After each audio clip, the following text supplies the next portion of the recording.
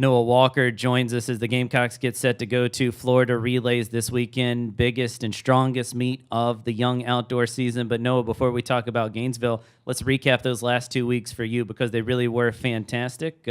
You go to Orlando on the spring break trip at the Black and Gold Invitational, win the 400 hurdles, set a new PR both there and in the 110 high hurdles. Then last week in Charleston at the Buccaneer Invitational, another new PR in the 110 hurdles and another victory. The transition from USC Upstate to Carolina has been a good one for you. It seems like you've adjusted really well. How is it that you're able to come to a new level, but raise your game immediately and have such success as early as you have? Well, I feel like since I know I was going into a new environment, I have to work even harder than I was already working hard previously at my last school, but knowing that I'm going to the SECs, I know I had to work harder. So everything I do, I put 110% in rather than 100. It seems like you've got a good group to help you with that as well, with sharing the intermediate hurdles with Quincy, and then a veteran like Isaiah in the high hurdles, and really that entire sprint and hurdles group. You got a lot of new faces in there. You're one of them, but you guys seem like you've gelled pretty well, and that's helped everybody run faster times, whether they're newcomers or veterans. Yeah, I will say they do push me a lot. Like back in my old school, I was always in front of the pack or leading the pack. But now that I have that person, like a group in front of me that pushes me to go harder, and knowing that people are faster than me definitely makes me go harder. Yeah, it can definitely be an advantage to chase people instead of being the hunted.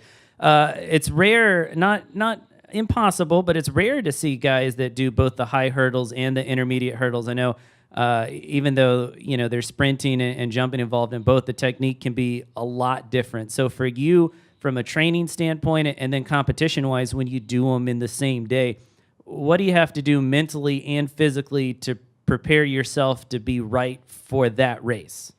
Well, it's a funny story how I even started doing both. Back in high school, in ninth grade, I was just a 110 hurdler. I didn't have the endurance to become a 400 hurdler. But in 10th grade, after going to state qualifiers in the 110s and seeing the 400 hurdles, I saw it was easier to get in the state 400 hurdles because I didn't make it in the 110s. Sure. And so my Coach McCoy, threw me in the 400 hurdles. I opened up with a 58, and 58 could get you in the state. And then I started doing both. So ever since high school, even last school, I've just been doing both hurdles. And it's just like a mental thing, like going over the 110s, I have to tell myself to snap my leg, but going over the 400 hurdles, I have to tell myself to float over the hurdle. So it's hard to difficult. I mean, it's hard to juggle, but I think I could be able to do it. Interesting. And it seems like for something that you started a little bit later in your career, the 400 hurdles has maybe become the stronger of the two races for you. I know that you made regionals last year at USC Upstate. And I got to think that that's a goal for you again in both of those races, along with qualifying possibly for nationals and scoring for the team at SECs. To get those goals done, what do you need to tinker with? What do you need to lock in on over these last 4 or 5 weeks to make sure that you're running your best in the postseason? I would definitely say going harder in the weight room. I feel like I can go a little harder in the weight room. That'll definitely get me there. Instead of 110%, go 150% in practice. And I think a main thing is getting to the first hurdle. That's my biggest problem because I feel like if I get to the first hurdle, that'll set my race up perfectly. And switching legs at the sixth hurdle, I feel like those 4 things will be.